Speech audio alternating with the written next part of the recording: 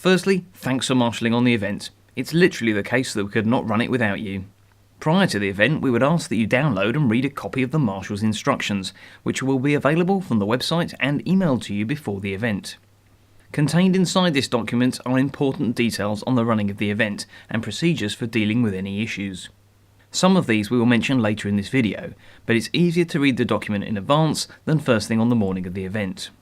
Signing on will be in the Kentagon between 6:15 and 7:45. Please park sensibly outside as there will be passing traffic at this location. Once you have signed on, you'll be assigned to your Marshal location. For most of you, this will be the same place all day, but for some there will be changes. Those crews manning the arrival, start, flying finish and stop line controls will move during the day when the direction of the stage is reversed. To be clear, you'll be doing the same role for the whole day, but the physical location will change. The event is 8 stages in total, but is actually 4 routes done twice. What this means in practice is that as soon as the last car of stage 1 finishes, we will start cars for stage 2. There will be no gap and you will not see a safety or course car. Cars will start the stage at 30-second intervals. Between each pair of stages there will be a gap to enable stage route changes to be made. However, this will not be long enough to return to the paddock, so please come prepared for a day outside on the stages. During these changeovers, the sweeper car containing the Chief Marshal would drive the stage to collect the check and incident sheets. Please bear in mind they'll be running to a tight schedule, so won't have time for a chat. As with all our events, it's important we make stage changes as efficient as possible to minimise delays, and this is another area where we would appreciate your help. If you are allocated a location where the route changes between the pair of stages, it will be very helpful if you could assist in moving stage equipment. If you are a radio crew at these locations, please keep a close ear for the radio controller confirming the stage is closed, and inform your closest marshals as soon as possible. If you're a marshal at these locations, please wait until your radio crew gives you the all clear, and if possible, please start moving the stage equipment. During these changeovers, at least one equipment crew and the clerk of the course and steward will pass your location to verify the change, so there is no pressure for it to be perfect.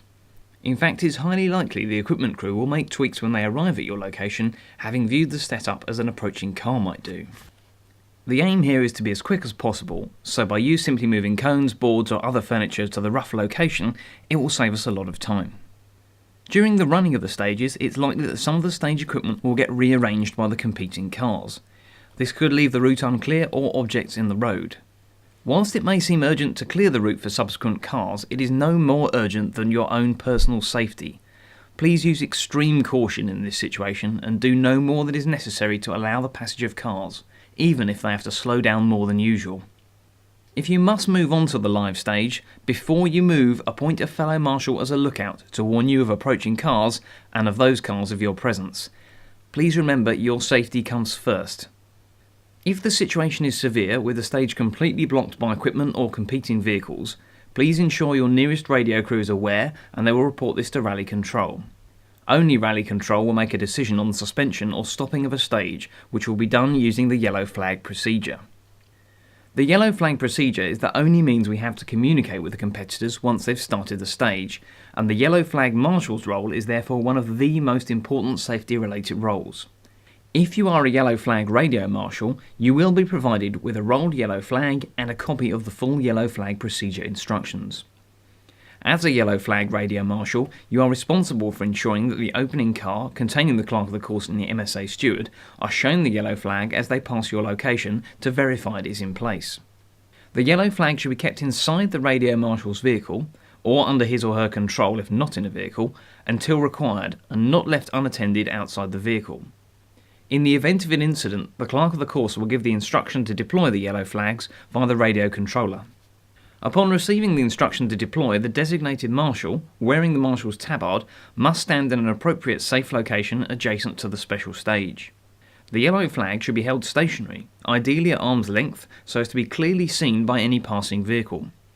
Once deployed, the yellow flag should continue to be displayed until an instruction from the clerk of the course via the radio controller has been received.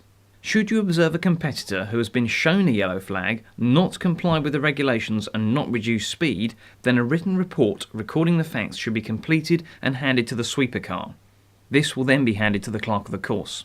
To be clear, the competitors must immediately and significantly reduce speed and maintain this reduced speed until leaving the special stage. Chelmsford Motor Club takes this matter very seriously. We have and will continue to penalise competitors who breach this rule. As we are at a race circuit, for most part, spectators will be in the normal safe locations outside the confines of the circuit, and you will be unlikely to come into contact with them during the day. The exceptions to this are the rally school, ambulance gate and pit lane, although the pit lane will not be available to the general public. These areas will be set up in accordance to the safety plan, which should mean spectators have no ability to get anywhere they shouldn't be. However, if they do, please try to deal with them politely but firmly. Any spectator in a place they should not be will lead to stages being held or cancelled. With regard to media, as per the new rules introduced in 2016, there are strict arrangements for accreditation and access. Only pre-authorised accredited media wearing their numbered MSA or MSV media tabard are allowed on the stage, and then only in specific areas outlined in the safety plan. You both have jobs to do on the event, so please try to help each other. However, if you have any concerns which cannot be resolved on the ground, please ask your nearest radio marshal to contact Rally Control for advice or assistance. If you have any questions before the event or on the day, please don't hesitate to contact our Chief Marshal via the details on screen now. On behalf of the organising team, I wish you a safe and enjoyable day.